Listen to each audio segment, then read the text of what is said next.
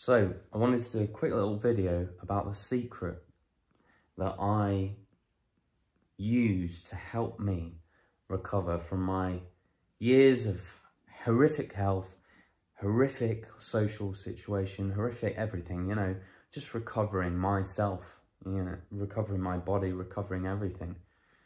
When I had my chronic illness at the depths of hell, I had a little Cocker Spaniel friend, and at the time I was really worried that I was never going to get better. I'd just cycle things through my head all the time. Why am I sick? What could it have been? Could it have been the vaccine? I really reacted bad after that.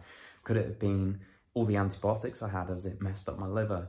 Could it be the fact I wasn't breastfeeding? I'd just cycle for everything, and then I'd remember when I was bit by a tick, and I'd read these horror stories of people with Lyme disease, and I'd go, I felt like I was diagnosed with cancer. I'd just be so anxious, and I'd watch YouTube videos, and there'd be little microscopes looking at all the drip. I can't remember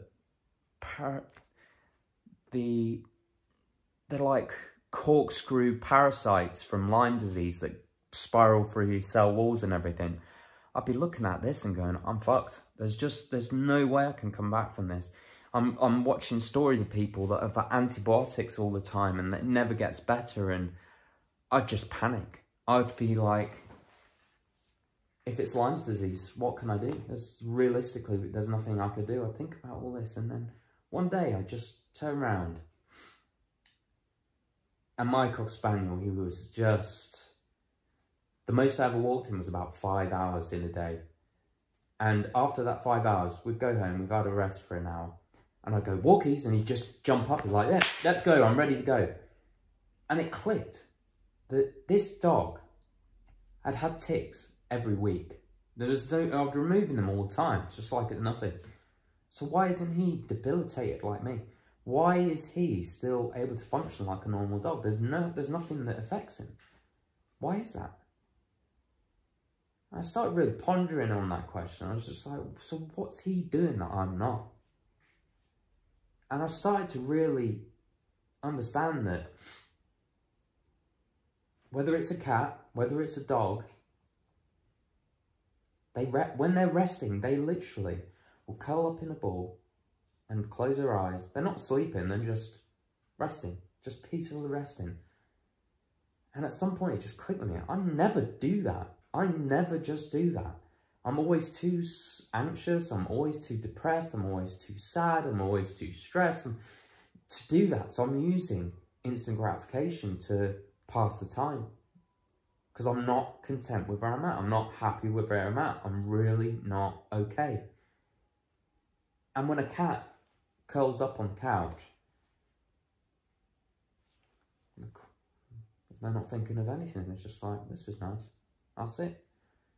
And I remember going, maybe there's something to that.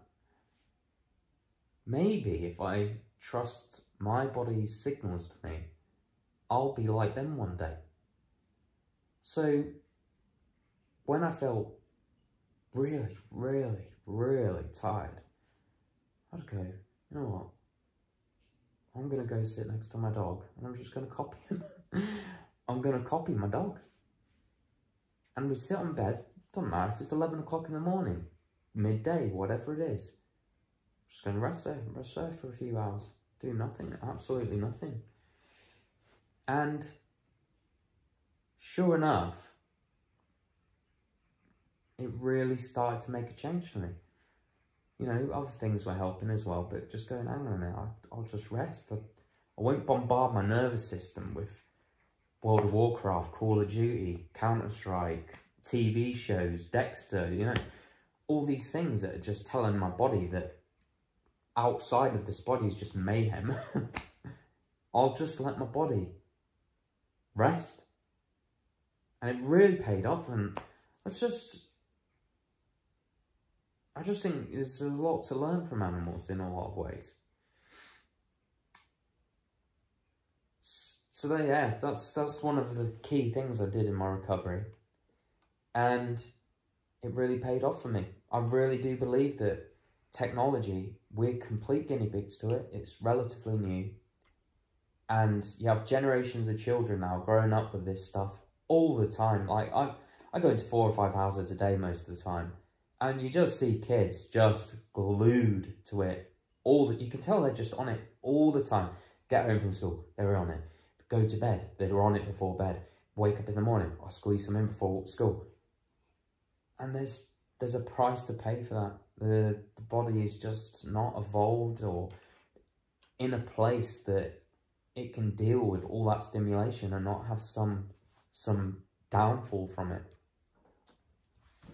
So, yeah, hopefully that helps you in some way. And I hope you're all doing all right and feeling like you're getting somewhere. Just be kind to yourself and try and be as content as you can be with the life you got right now, because things change so rapidly. And when I first started really dedicating myself to my recovery and trying to understand everything, I wouldn't have been believing that I'd be going for a run, you know, within a year, or feeling better about myself.